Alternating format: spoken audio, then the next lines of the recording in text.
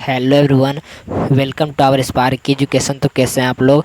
मैं उम्मीद कर सकता हूं कि बहुत ही अच्छे होंगे। चलिए दोस्तों, आज आप लोग के लिए तत्वों का आवर्ती वर्गीकरण, जिसमें कि आप लोग का सभी ऑब्जेक्टिव प्रश्न आप लोग क्लियर हो जाएगा मैट्रिक बोर्ड परीक्षा 2023 के लिए। तो आप लोग जो भी चैनल पर नए आए होंगे वो लोग चैनल को सब्सक्राइब कर दे। चलिए पहला क्वेश्चन पढ़ने डालते हैं।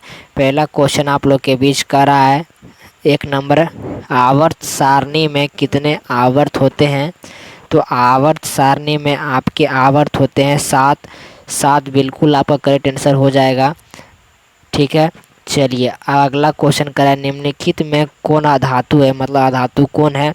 तो आपका ऑप्शन में कार्बन रहेगा, तो कार्बन आपको टिक लगा देना है। चलिए अगला क्वेश्चन पढ़ने डालते हैं। अगला क्वेश्चन आप लोग के बीच कह रहा है आवर्त सारणी में कितने वर्ग होते हैं?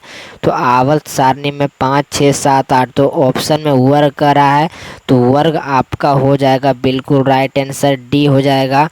ठीक है, आपका बिल्कुल करेक्ट आंसर। चलिए चौथा नंबर क्वेश्चन पढ़ने डालते हैं। पहला क्वेश्चन करा अक्रिय तत्व कौन सा है? अक्रिय तत्व उसे कहते हैं जिसे हम लोग कहते हैं उत्कृष्ट गैस। ठीक है, तो उत्कृष्ट गैस हम लोग का 7 होता है, जिसमें कि आपका एक ऑप्शन में दिया हुआ है, चूज करना है। तो कार्बन, हीलियम, सोना, हाइड्रोजन। तो आपका बिल्कुल राइट आंसर हो जाएगा बी नंबर, हीलियम। ठीक है, चलिए 5वां नंबर क्वेश्चन पर नज़र डालते हैं। चलिए कह रहा है आपका आधुनिक आवर्त सारणी में वर्गों की संख्या। ठीक है, तो आपका वर्गों की संख्या आपका हो जाएगा 18। आधुनिक में भी वर्ग का जो संख्या होता है वो 18 है, बिल्कुल आपका राइट आंसर। चलिए निष्क्रिय गैस, देखिए यहाँ भी निष्क्रिय गैस आ गया है, तो जहाँ आपका हीलियम दिया हुआ है तो बिल्कुल आपका राइट आंसर हो जाएगा। बी पर टिक लगा दीजिएगा सभी एग्जाम में आने वाले क्वेश्चन से रिलेटेड, जिसमें कि इस वीडियो में आपका 20 नंबर पक्का हो जाएगा। चलिए आधुनिक आवर्त सारणी में कुल समूह कितने हैं? तो आधुनिक आवर्त सारणी में आपका कुल समूह आपका हो जाएगा 18। ठीक है, छठा नंबर का भी आपका देखिए बी हो जाएगा 8वां। ठीक है, बिल्कुल आपका राइट आंसर। 7वां नंबर क्वेश्चन का रहा आपका कैल्शियम पर परमाणु संख्या क्या है? कैल्शियम का परमाणु संख्या क्या है? तो कैल्शियम का आपका परमाणु संख्या हो जाएगा 20। ठीक है, 20 आपका बिल्कुल आपका राइट आंसर हो जाएगा। चलिए अगला क्वेश्चन का 8वां नंबर क्वेश्चन, कौन सबसे अधिक अभिक्रियाशील है? जो मतलब जो सबसे क्रियाशील धातु है वो कौन है? तो कॉपर है, या पारा है, या आपका चांदी है, या एल्युमिनियम है? तो आपका बिल्कुल आपका राइट आंसर हो जाएगा आपका क्या कहता है, आपका हो जाएगा सी नंबर, चांदी। ठीक है, चलिए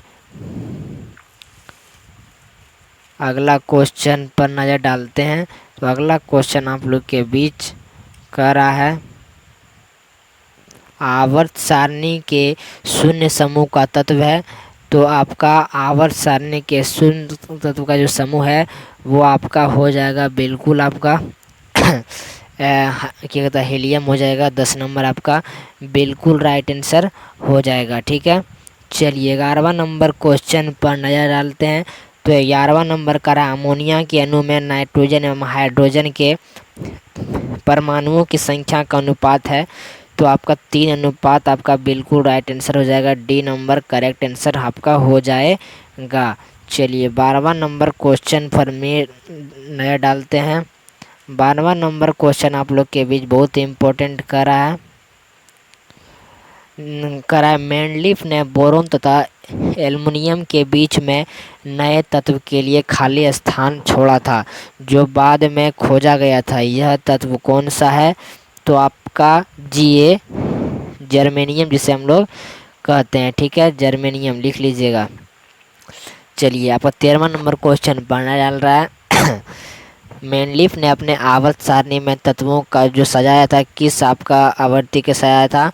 तो आपका परमाणु द्रव्यमानों के बढ़ते क्रम में सजाया था। ठीक है, आगे आपका आधुनिक सारणी मतलब मोर्सले साहब का भी मिलेगा। हीलियम परमाणु के बाहरी कक्षा में कितने इलेक्ट्रॉन होते हैं?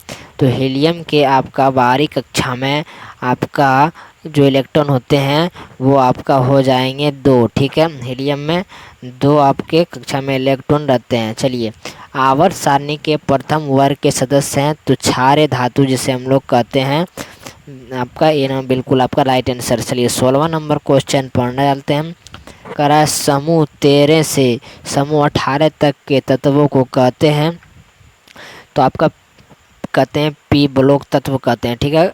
एक बार फिर से दोहरा लीजिए। करा 13 से समूह 18 तक के तत्व को हम लोग पी ब्लॉक तत्व में रखते हैं, ठीक है। और ये हीलियम कैसा तत्व है, तो आपको बताए थे हीलियम अक्रिय मतलब निष्क्रिय गैस है, ठीक है। चलिए अगला क्वेश्चन पर नजर डालते हैं। हाँ तो दोस्तों देखिए 18वां नंबर क्वेश्चन कर रहा है आप लोग का अष्टक का नियम जो किसने प्रतिपादित किया था, तो अष्टक का नियम आपका न्यूलैंड्स ने किया था, ठीक है। तो आपका बिल्कुल राइट आंसर न्यूलैंड्स। आवर्त सारणी के किसी वर्ग में ऊपर से नीचे आने पर परमाणुओं का आकार क्या होता है, बढ़ता है, बिल्कुल आपका याद कर लीजिएगा। आवर्त सारणी के किसी वर्ग के ऊपर से नीचे जाने पर तत्व का धात्विक गुण क्या होता है, तत्व का भी धात्विक गुण बढ़ता है, ठीक है। चलिए अगला क्वेश्चन पर नजर डालते हैं। कह रहा है आवर्त सारणी के उदर्ग स्तंभों को क्या कहा जाता है। आवर्त सारणी के उदर्ग स्तंभों को हम लोग कहते हैं वर्ग कहते हैं, ठीक है। आपका बिल्कुल आपका राइट आंसर वर्ग हो जाएगा। चलिए आधुनिक आवर्त सारणी में तत्वों समझिएगा। कह रहा है आधुनिक आवर्त सारणी में तत्वों का वर्गीकरण किस आधार पर किया था, तो आपका परमाणु संख्या के आधार पर आपका किया था, जो कि बिल्कुल आपका राइट आंसर हो जाएगा। चलिए 23वां नंबर क्वेश्चन पर डालते हैं।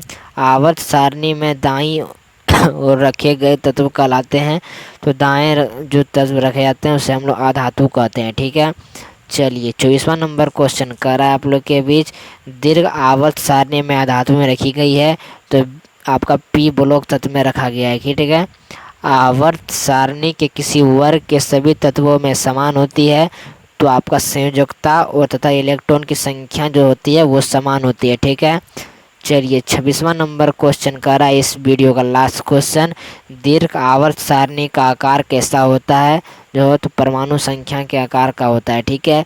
तो आपका इस जो लेसन था, ठीक है, जो लेसन कंप्लीट होगा तत्वों का आवर्त समीकरण वर्गीकरण, तो इस चैप्टर से आपको कोई भी दिक्कत नहीं आएगी, परीक्षा में इसी से आपके एग्जाम में पूछे जाएंगे।